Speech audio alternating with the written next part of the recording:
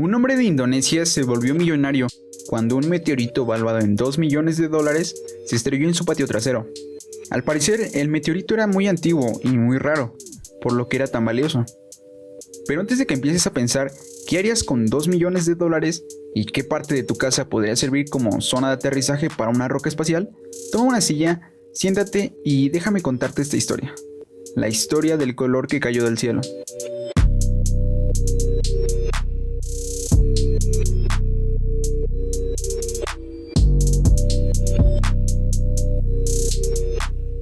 Nahum Garner era un agricultor que vivía en un valle cerca de Arkham, Massachusetts. Vivía en su granja con su esposa y sus 3 hijos. Y ahí fue donde cayó el meteorito que desata los conflictos de esta historia, allá por el año de 1882. Cuando el objeto espacial impactó cerca de su pozo de agua, él se apresuró a contarle a la gente de Arkham y a su amigo Amy Pierce, quien es el que nos cuenta esta historia. Pierce llevó a los profesores de la universidad para que analizaran la roca. No obstante, el objeto que impactó no era precisamente una roca, pues su estructura era más bien blanda, como plástico. Los científicos extrajeron pruebas del objeto para examinarlas en el laboratorio, y a pesar que 2 veces se llevaron pruebas, no pudieron obtener mucha información relevante, pues todas las muestras desaparecieron pasado un tiempo.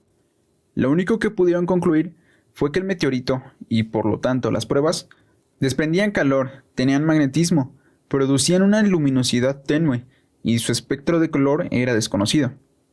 Todo lo que el meteorito contenía era esa materia. Y también se encontró algo parecido a un glóbulo, pero este al parecer no contenía nada cuando fue abierto.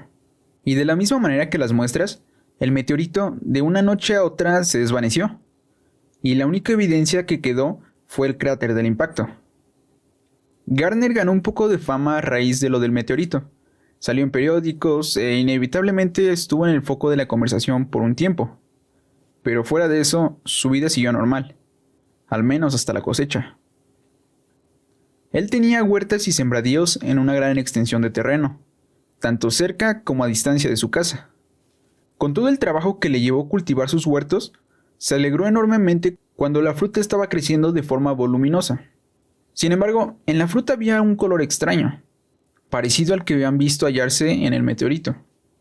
Y más tarde que temprano, la alegría de Garner se transformó en frustración, pues toda la cosecha que se dio cerca de su casa quedó completamente inservible. La fruta y la verdura habían desarrollado un sabor horrendo, por lo que no quedó más que dejarla al desperdicio. Desde ese momento, Nahum Garner ya intuía que el meteorito había sido la causa del desastre. Mas, eso solo fue el comienzo de una serie de eventos que cambiaron por completo la vida de la familia Garner. No pasaron en un orden en particular, sino que se desarrollaron como las ramas de un árbol, cada una a su ritmo y de manera simultánea. La familia Garner dejó de participar en las reuniones sociales, y cada vez se les veía menos fuera de casa. Nahum empezó a encontrar huellas irregulares de animales. Se podían distinguir que eran huellas de animales, pero había algo extraño en su disposición y su forma. La flora circundante parecía como enrarecida. Con el tiempo, la gente percibió que había algo raro en la tierra que habitaba Nahum Garner, pues los mismos caballos se resistían a pasar por esos caminos. Y a esa mala sensación general se sumó el hallazgo de un animal deforme encontrado por los hijos de Nahum. Un animal horrendo en las tierras malignas de Nahum Garner.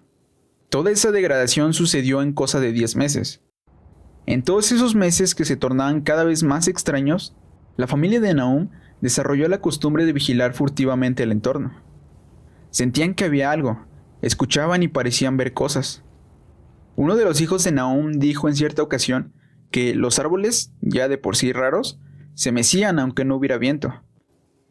Si bien todo se había tornado extraño, el tiempo de convivencia con ese escenario se había tornado un tanto normal, pues a la familia le costó caer en cuenta que, además de que la vegetación crecía de formas desagradables, árboles, plantas y pasto desprendían esa luminosidad con ese extraño color del meteorito. Finalmente, la gente del pueblo había decidido evitar los caminos que estuvieran cerca de las tierras de Garner, por lo que los habitantes de esa casa quedaron apartados de todo contacto con el mundo exterior. Solo Amy Pierce visitaba a los Garner, aunque cada vez con menos regularidad. Más o menos cuando se cumplió el año de la caída del meteorito, la esposa de Nahum enloqueció. Hablaba cosas incoherentes sobre seres extraños y deliraba constantemente. Nahum decidió encerrarla en el ático cuando representó un peligro para sus hijos. Lo siguiente que pasó fue que los caballos huyeron del establo, y cuando fueron encontrados estaban trastornados, y parecían haberse vuelto tan locos como la señora Gardner. Transcurrieron un par de meses, y la vegetación que crecía tan distorsionada se secó. Fue más como si un incendio hubiera pasado súbitamente, y hubiera dejado solo cenizas. Todo el paisaje que antes eran huertos y sembradíos terminó siendo una especie de devastación en escala de grises, congelada en el tiempo. En la siguiente visita que Pierce hizo, él se dio cuenta que el agua del pozo que la familia consumía ya no era apta para beber, estaba contaminada. Sin embargo, Gardner y su familia se habían vuelto indiferentes a las cosas extrañas. Jenny y su esposa, profiriendo estruendosos gritos desde el ático, los inquietaba tanto como al principio. Era como si hubieran aprendido a vivir en ese mundo demente, o se hubieran resignado a aceptar ese cruel destino. Pero vivir de esa manera no era posible, y en algún momento todo ese estrés acumulado explotó en la cabeza de Thaddeus, el hijo mayor de Gardner, quien fue por agua al pozo y regresó en el mismo estado que su madre. Él también fue encerrado en el ático, pero separado de su madre. Sin dos miembros de la familia, la tensión no hizo más que aumentar, pues ahora eran dos personas que gritaban cosas horrendas e indescifrables. A la par de eso, se empezó a morir el ganado, que ya había sido trasladado más lejos de la casa, cuando el pasto empezó a enrarecerse. No se les había alimentado con cosas contaminadas, pero aún así caían muertas, en un estado que entonaba con el entorno sombrío y plomizo. Un mes después de la ruptura mental de Thaddeus, su padre lo encontró muerto en el ático, o más o menos eso fue lo que dedujo Nahum, pues lo poco que encontró debía pertenecer a su muchacho. No había indicios de que algún animal hubiera entrado, pues todas las cerraduras y ventanas estaban intactas. Lo único que le quedó hacer al padre fue enterrar eso que encontró y comunicarle el suceso a su amigo Amy. Unas semanas después, Merwin, el hijo pequeño, desapareció. Su padre lo mandó a sacar agua del pozo, y cuando el niño estaba fuera, se escuchó un alarido. Nahum salió a ver qué ocurría, pero su hijo ya no estaba. Solo habían quedado los hierros retorcidos de la cubeta y de la lámpara que el niño llevaba. Esto también se lo hizo saber a su amigo. Amy, el amigo de Gardner, no sabía qué hacer, pues no era conveniente contarlo a la gente del pueblo, que de por sí ya decían toda clase de cosas sobre la familia Gardner, pero tampoco parecía una opción inmiscuirse en la situación. Parecía que Gardner estaba sufriendo alguna especie de castigo divino, y mejor no meterse contra la mano de Dios. Pasaron 2 semanas en las que Amy no supo nada de su amigo, y resolvió en ir a ver si se encontraba bien, más por responsabilidad que por iniciativa. Cuando llegó a la casa, se encontró con su amigo sentado en un sillón, con un aspecto débil y enfermizo, pero aún conservaba la razón. Aún podía darle indicaciones a su hijo Zenas, el último que le quedaba. Le gritó que trajera leña para encender la chimenea, pero Zenas nunca apareció. Amy se dio cuenta de esto, y con cuidado le preguntó a Nahum dónde estaba su hijo. Tranquilamente, este le respondió que ahora vivía en el pozo. Al final de cuentas, ya no quedaba nadie cuerdo en la familia, y de Zenas no se sabía su paradero. Amy también le preguntó por su esposa. Nahum le dijo que estaba en el ático, pero no parecía encontrarse en condiciones para subir a buscarla, así que Amy subió solo, a comprobar si se encontraba bien la señora Gardner. Lo que Pierce encontró fue cosa de locos. El cuarto donde se encontraba la señora Gardner estaba casi totalmente oscuro, pero cuando la vista se acostumbró, pudo distinguir una silueta al fondo, moviéndose aún.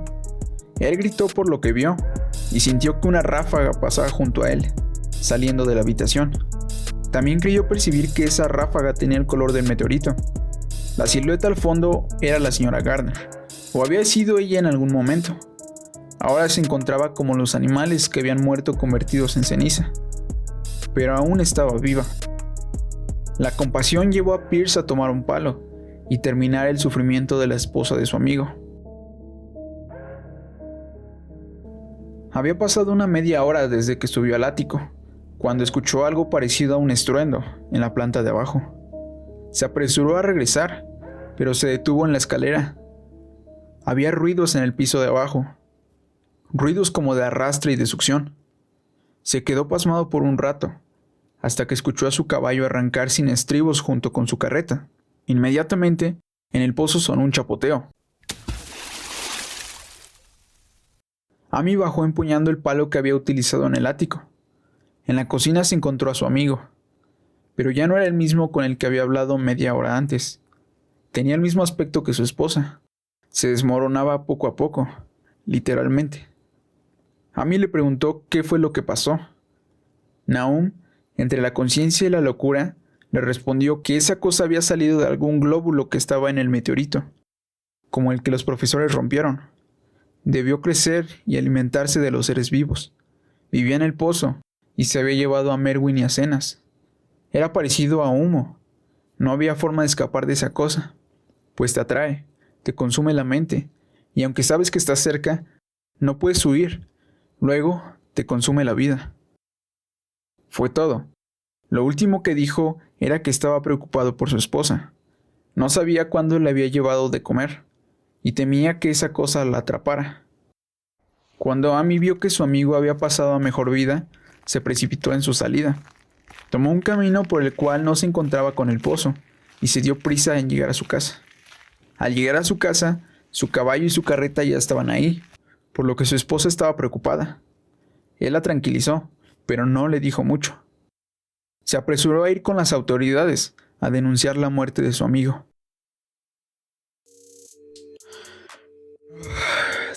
Tranquilicémonos un momento. Tiempo para respirar, para procesar todo lo que ha pasado, para ir por café si quieres, porque la historia aún no ha acabado. Parecería que esta escena anterior fue el clímax de la historia, pero no, porque aún nos queda por conocer el desenlace. Cuando Amy Pierce denuncia la muerte de su amigo y la de su familia, claramente tenía que haber una explicación, pero Amy no dio mucho detalle, así que, de nuevo, por obligación, tuvo que regresar a la casa de los Garner, esta vez acompañado de 6 personas de la comisaría. Quizá esa fue una de las cosas que le dio un poco de calma, porque ni loco volvía a la granja por su cuenta. Mas la noche estaba cada vez más cerca, y si el lugar ya era tétrico de día, la noche no podía ser para menos. Los hombres que examinaron los cuerpos, pese a haber presenciado escenas de atrocidades a lo largo de su vida, esta les generó intranquilidad, y de hecho no había mucho que examinar. Era totalmente incomprensible lo que ahí había pasado, que no había sido solo a la familia, sino a toda la granja. Estaban por marcharse, cuando uno de los detectives le preguntó a Amy por el pozo. Lo había notado nervioso mirando furtivamente a la boca del pozo, y Amy tuvo que decirles que su amigo estaba preocupado por lo que allí hubiera. Así que se vieron en la obligación de vaciar el pozo. Cubeta a cubeta sacaron agua, que aunque no era mucha, tenía un olor fétido. Justificando el estado del agua, sacaron montones de huesos de animales pequeños.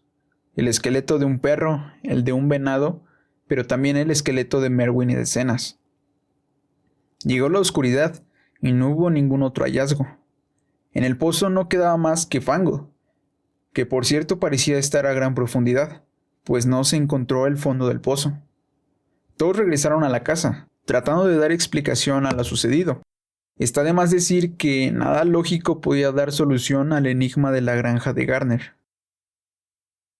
Fue uno de los hombres que estaban junto a la ventana, quien se percató que del pozo estaba emanando una luminosidad extraña.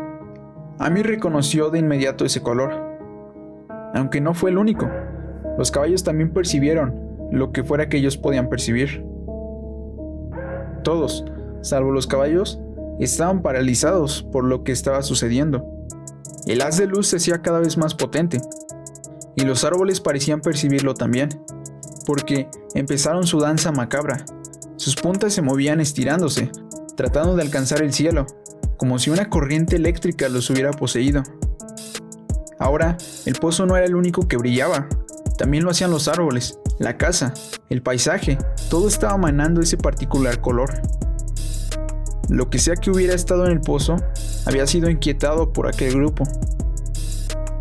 La cosa salió del pozo, pero nadie nunca hubiera podido decir bien qué era, porque todos vieron algo distinto.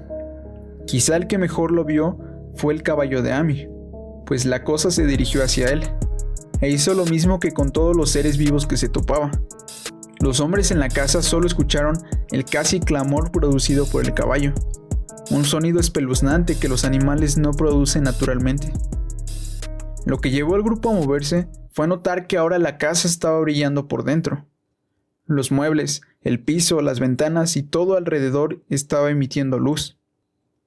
Intuían lo que pasaría si se quedaban por más tiempo ahí, por lo que fueron a la puerta trasera, por el camino donde se extendían los campos, con tal de evitar el pozo.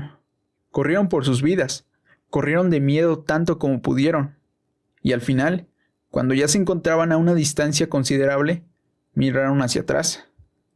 Lo que vieron jamás lo contaron, pues hubiera sido increíble, y aún Amy Pierce no pudo describirlo con exactitud. La luz se había hecho mucho más intensa. Las ramas de los árboles no dejaban de sacudirse, hasta parecía que lo hacían con más fuerza, hasta que una explosión de luz salió del pozo, proyectándose hacia el espacio, como un cohete enviado a las estrellas. Lo siguiente fue una explosión, o algo parecido a un estallido en la granja. La casa, el granero y el establo, todo chisporroteó con partículas indescriptibles y saltó por los aires. Parecía que todo había acabado, pues ahora todo regresaba al color de la noche.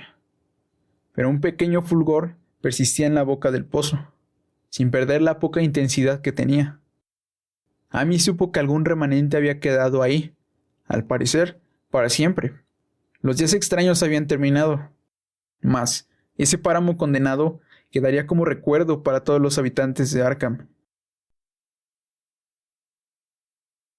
Esta es una de las historias que más me han gustado de lo que he leído de Lovecraft, y para poderla apreciar mejor, voy a compararla superficialmente con El Mono, de Stephen King, que ya también hice su análisis, solo para ilustrar mi punto.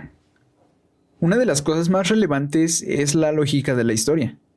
Es de los aspectos más fuertes que yo veo, pues yo no encontré brechas importantes en la lógica de la historia. Puedes repasar una y otra vez el texto, y es coherente con las reglas que establece de principio a fin. En El Mono, esta era una de sus debilidades, porque no se siente congruente la forma en la que el antagonista actúa en el desarrollo y en el desenlace.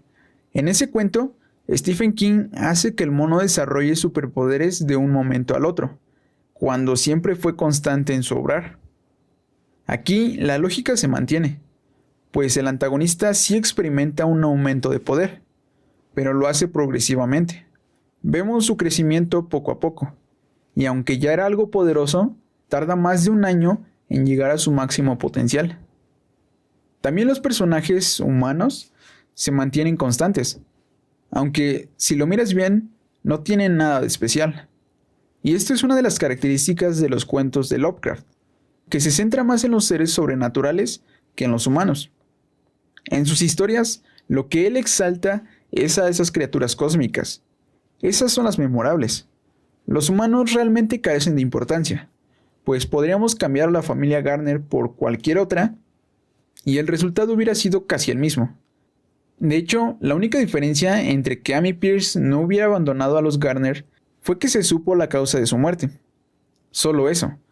Lovecraft nos da a entender que no importa quién se hubiera enfrentado a esa criatura del meteorito, todos hubieran terminado sus días en estados demenciales y consumidos de la misma forma. Aún así, el actuar de la familia Garner es consistente. Desde que ven que se perdieron sus cosechas, ya son conscientes de alguna manera que el meteorito lo produjo. El tiempo avanza y las cosas solo empeoran, pero a la vez que ven su hogar transformarse en algo desconocido, ellos se aíslan de la sociedad. Luego, la sociedad los excluye, quedando de esta manera casi totalmente sin contacto con el exterior. Vemos la degradación de la granja, a la par que la del paisaje, pero también la degradación de la familia. Empiezan por ver su entorno cambiado. Luego se sienten vigilados, y las cosas llegan hasta un estado de locura, donde varios miembros pierden la cordura. Y al ver que no hay alternativa, solo les queda resignarse. Para mí, todos los miembros de la familia aguantaron mucho para una situación así. Es un proceso largo, pero sólido, el que lleva a la familia a ser destruida, hasta mentalmente. Más, incluso hasta en los últimos días, ya oscilando entre la locura y un poco de cordura, a los miembros de la familia les afecta emocionalmente ver su hogar y a los otros miembros en ese estado. Y de la misma manera, Lovecraft le da verosimilitud a la historia, incluyendo a los profesores de la universidad y a los policías. Es otro de los aspectos que me gusta. En el mono, el único que sabe lo que ocurre con el villano es el protagonista, y podría interpretarse como que el personaje del mono ni siquiera es real. Es un producto de la imaginación del protagonista, para darle una explicación a la pérdida de sus familiares. Pero en este caso, corroboramos que el peligro es real, y la manera como el autor justifica que no haya habido un contacto efectivo entre el objeto extraterrestre y la ciencia es muy simple, pero funciona muy bien. Los científicos tenían toda la intención de estudiar el meteorito, y también las plantas que crecían cerca de la granja. Sin embargo, con lo primero no tuvieron mucho tiempo, pues las muestras desaparecieron, y con lo segundo, no se pudo obtener nada más que el espectro desconocido.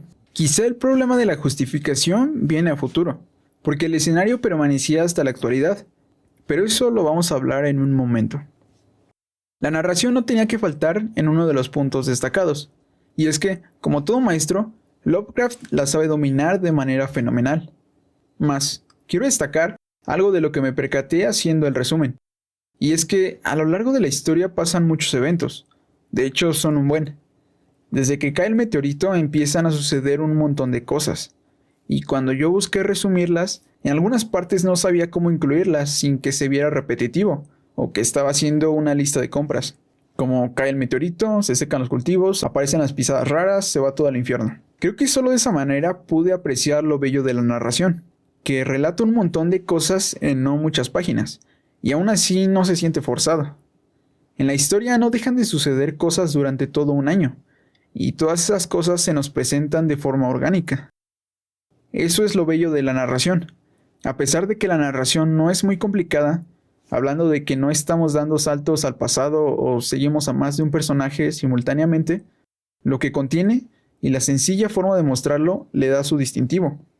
Toma nota de aquí, no siempre es necesario presentar algo revolucionario, mejor es hacerlo bien. Y finalmente, los momentos de terror. Una chulada. No me preguntes cuál de las dos escenas de terror es mejor, porque las dos son una maravilla. Cuando Amy va a la casa de Nahum para ver cómo sigue, el escenario ya es tétrico por fuera. Pero por dentro es todavía peor. Nahum está vivo, mas parece en las últimas. Ya solo le queda un hijo con él, y su esposa no está mejorando ni un poco. Y un momento después nos enteramos que su hijo ahora vive en el pozo. Por Dios, lo veía venir, pero no de esa manera. Luego, Amy sube al ático para verificar si la esposa de Nahum está bien. Pero, oh sorpresa, no es la única allá arriba. La criatura no se enfrenta a Amy, sino que escapa, y el protagonista se ve conmocionado, porque no se preocupa mucho por la criatura. En vez de eso, se queda con la esposa de Nahum, y bueno, tiene que matarla. Carajo, ibas a cerciorarte que estuviera bien y terminas matándola. Cuando va para abajo, sus nervios ya estaban un poco más calmados, y es cuando tiene tiempo para pensar en esa cosa. Pero esa cosa ya está abajo, arrastrando un costal por la casa. Su caballo huye y él se queda paralizado. Cuando por fin puede bajar, su amigo está igual que su esposa. Vaya día. Y si no era suficiente con eso, el mismo día tiene que regresar. Y a pesar que ahora iba acompañado, las cosas solo empeoran. Regresan a revisar lo que quedaba de los cuerpos. Luego sacan montones de huesos del pozo. Y les cae la noche. La noche es simplemente alucinante. Es una escena de locos. Desde los árboles retorciéndose de forma frenética, hasta que ven cómo esa cosa sale despedida y todo vuela por los aires. Estos tres aspectos arman una historia deliciosa para aquellos que buscan terror en cuentos cortos. Hubo unas pequeñas cosas que me vinieron a la mente luego de darle vueltas a la historia. La mayoría son en cuestión de la lógica del texto, y como digo, son pequeñas. Algunas tienen justificación, pero vamos a desglosarlas. ¿Por qué los científicos le dieron tan poca importancia al meteorito, siendo este un fenómeno completamente desconocido? Al principio de la historia, los profesores de la universidad acuden a examinar el meteorito, y el argumento que da Lovecraft para que pasado un tiempo ya no aparezcan es que el meteorito se desvanece, y prácticamente no queda nada por investigar. Esto lo resolvería todo, si lo único anormal fuera el meteorito. Pero por favor, lo que viene después no es ni medio normal, y no me puedo creer que ningún científico se haya presentado aún teniendo antecedentes de que allí había algo desconocido.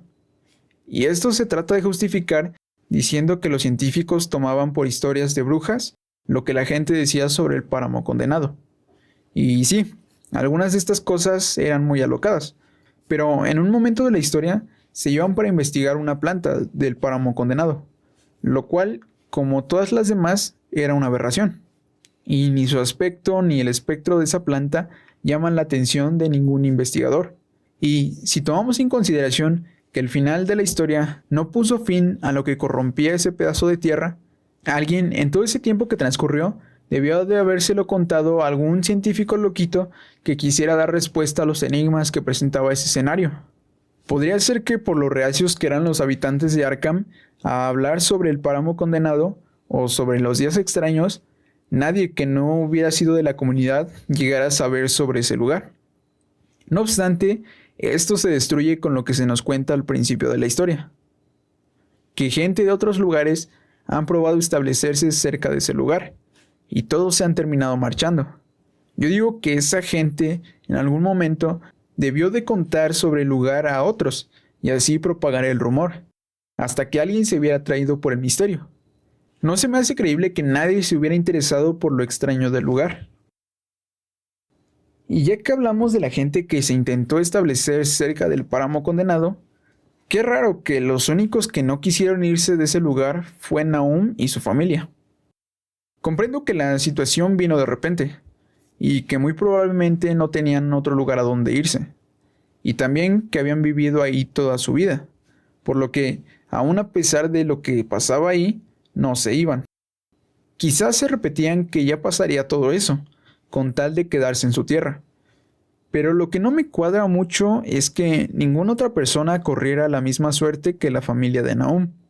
Porque, según el mismo Nahum, la criatura que estableció su casa en el pozo, primero te come la mente para que no te alejes, y luego te chupa cual chupacabras. Pero las personas que llegaron a vivir se marcharon sin problemas. O sea, sí había algo que los inquietaba en ese lugar, pero no tuvieron ningún impedimento para agarrar sus maletas y marcharse. Se le puede dar solución a esta situación. Podría ser que la familia de Nahum hubiera podido marcharse en los primeros meses, cuando las cosas extrañas apenas empezaban. Pero prefirieron no hacerlo, y por eso nunca pudieron marcharse. Suena lógico, pero no viene en la historia. Y si no está en la historia, creo que no vale. Hubiera sido sencillo justificar esto, e incluir en las palabras de Nahum que no se fueron cuando pudieron. Siguiendo con el punto anterior, yo concluyo que el destino de la familia Garner se debió a que primero fueron perjudicados en la razón, y debido a esto nunca se marcharon, y al final perdieron la vida. Lo que dijimos en el punto anterior, básicamente. Y podríamos decir que por esta razón, cuando la criatura estuvo frente a Amy, no lo atacó, y prefirió ir por Nahum, porque Amy estaba intacto mentalmente. Mas, siguiendo este razonamiento, el ente debió haber seguido un comportamiento similar con los demás seres vivos. Pero evidentemente esto no aplica totalmente, pues las plantas y árboles no tenían que ser controlados mentalmente primero, y yo pienso que los animales tampoco.